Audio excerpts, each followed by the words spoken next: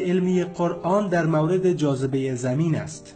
امروزه ما فکر میکنیم که قانون جاذبه را آیزاک نیوتن کشف کرده، در حالی که 1000 سال قبل از نیوتن خداوند در قرآن درباره جاذبه زمین صحبت کرده است. آیه 25 سوره مرسلات: زمین را جذب کننده آفریدیم. نهمین آیه درباره حرکت انتقالی زمین است. حرکت انتقالی حرکتی است که زمین به دور آفتاب میچرخد.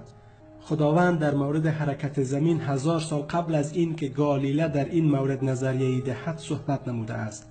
آیه 88 سوره نمل: به کوه‌ها نگاه میکنی، خیال میکنی که در یک جا ایستاده اند، در حالی که مانند ابرها در حرکتند.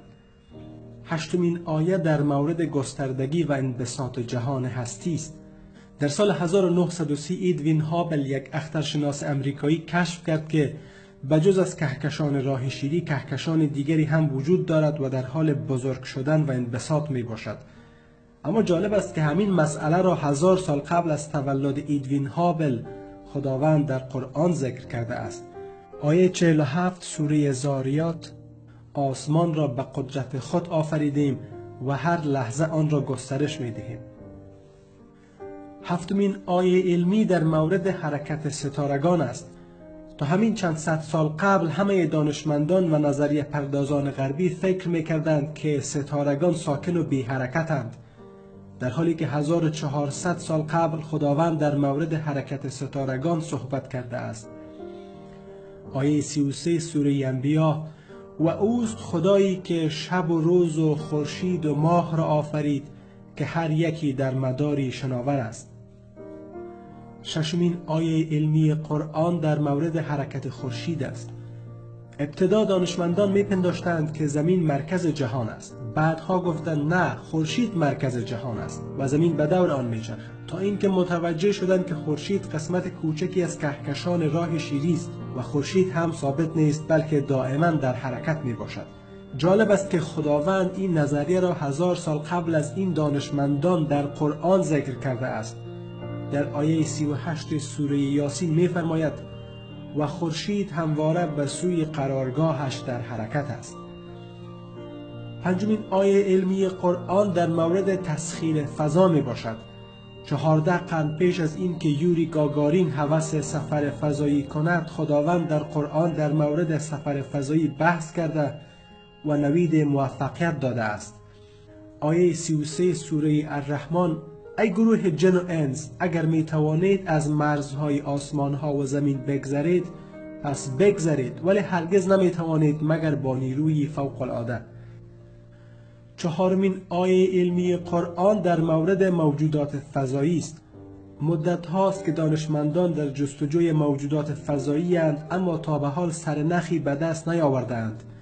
اما اگر روزی موفق شدند، بدانند که خداوند 15 قرن پیش در مورد این موجودات سخن گفته است. آیه 29 سوره شورا از نشانه های قدرت خدا آفرینش آسمان ها و زمین و پراکندن جنبنده در آن دو می باشد. سومین آیه علمی قرآن در مورد همبستگی آسمان و زمین است. بر اساس نظریه مهبانگ یا بیگ بنگ، جهان هستی در ابتدا به صورت کتله متراکم قرار داشته که به مرور زمان منبسط گردیده و در حال گسترش است. خداوند در این مورد در قرآن صحبت کرده است. آیه 30 سوره انبیا: آسمان و زمین قبلا به هم متصل بودند و ما آنها را از همدیگر جدا کردیم. دومین آیه علمی قرآن برخورد الکتریکی ابرهاست.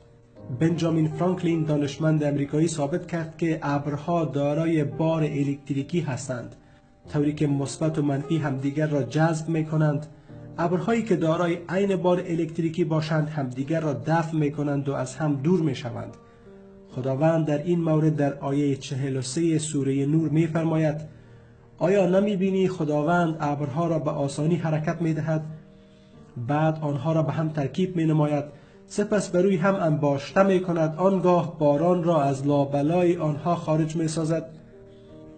در شماره اول می‌توان از آیه یاد کرد که درباره جفت گیاهان صحبت شده است.